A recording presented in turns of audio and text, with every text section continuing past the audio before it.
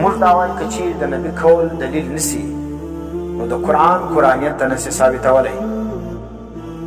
د نبي کول چې څوک نه مني، د نبي اقوال چې څوک نه مني، دا سړی منکر قرآن دی. دا اصل کې دا قرآن هم نه مني. ولې؟ ځکه دا قرآن چې موږ منو د دې اول هغه ثابتونکی یا ویونکی د دې قرآن څوک نبي ولو. نبي ویلي چې دا قرآن دی او ته د نبي کول حجت نه دی، دلیل نه دی دا. او د نبي اتباع کول دا چیز یا شرک ده. نو ته چې شرک ورته وایې او د نبي کول حجت نه بولې نو قرآن خو نه منې. قرآن خو موږ ته نبي ویلی دی چې دا قرآن دی. نو چې نبي موږ ته ویل دا قرآن دی او موږ یې منو، دا کوم حدیثونه ده؟ نو ځکه دا منکرین حدیث چې کوم دا اصل منکرین قرآن دي. منکرین قرآن څه کوي؟ دا د ټول اسلام منکران دي. چې کوم ځای منکر حدیث وي دا د لمانځه هم منکر دي، دا د زکات هم منکر دي، دا د حج هم منکر دي، دا د روزې هم منکر دي، دا د طلاق او د ټول احکامات هم منکر دي. ته دا څنګه منکر دي؟ دا منکرین حدیث چې څه وایي موږ د نبي کول نه منو او نبي کول منل دا شرک دي. دا نو موږ دوی ته دا خبره کوو چې تاسو د نبي کول منئ نه، نو دا لمونځ ته د کومه ځایه کوئ؟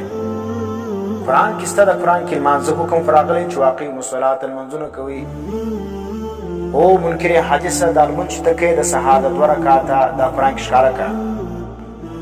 ماپښین د 4 رکعاته فرض کوې او منکر حدیثه قرآن کې ښکاره کړه. کوم آیت کې لیکلي دي، کوم صورت کې دي، کوم پاره کې دا شته؟ او دا رقم منکرین حدیث ته موږ وایو چې تاسو د ماښام د 3 رکعاته فرض کوئ، دا 3 رکعاته فرض قرآن کې ښکاره کړه. مقصد د 4 رکعاته فرض کوي قرآن کې چې لیکلي 4 رکعاته کوه، دا حدیث کې شته. دا خو نبي په خپله طریقه باندې تا ته ثابت کړی ده. نو منکر حدیث چې کوم در اصل دا د چې منکر دی، دا د ټول اسلام منکر دی، دا د قرآن هم منکر دی، دا د لمانځه هم منکر دی. او دا رقم د منکر حدیث دا د زکات هم منکر دی. زکات منکر سره کوم قرآن خدا ویل چې واتو الزکات، زکات ورکوي. او زکات چې کوم دی دا څو ورکمه، په کوم شان کې زکات لازم دی، دا قرآن کې نه دی ذکر شوی. قرآن کې نه دا سو نصاب ذکر شوی دی، نه د سونی او د چاندي نصاب ذکر شوی دی، او نه د ورشانو نصاب ذکر شوی دی. یو شی نه دی ذکر. حکم موجود دی چې زکات ورکوي. اوس منکر حدیث صاحب دا زکات موږ په چاندي او په سونه کې څو ورکو، او دا رقم زکات د پسو څو ورکو، زکات د ورشانو څو ورکو، زکات د پسو څو ورکو. نو ته چې حدیث نه منې نو ته خو زکات هم نه منې. دا نصاب یې موږ کومه ځای کوو؟ او بیا چې کوم دی دا زکات چې دی د منکر سورې زکات تا ته نصاب قرآن نه دی ذکر کړی. که ته وایې زه خالي قرآن منم نو دا نصابونه ورته ثابت کړه د قرآن څخه. د لمانځه رکعتونه دا رقم د زکات دغه کوم شان کې زکات فرض دی، دا په قرآن ثابت کړه.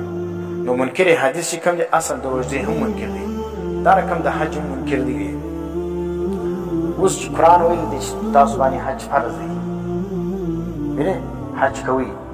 نو اوس د حج دا په کومه طریقه باندې وکړو، په کومه میاشت باندې وکړو، او څه رقم یې وکړو، پر کومو کسان باندې دا لازم دی. طریقه د حج په قرآن کې نه دی ذکر، تفصیلي نه ده موجوده. دا تفصیل چې کوم دا په حدیثو کې ذکر دی. نو ته چې د حدیث څخه مخ واړی نو بیا خو د حج منکر شوی. نو حج به څه رقم کوي؟ بیا به څوک به انټرنیشنل کانفرنس دی دا، او څوک به داسې یو میله ده دا. نو حج خو بیا ډرامه ځینې جوړه کړه.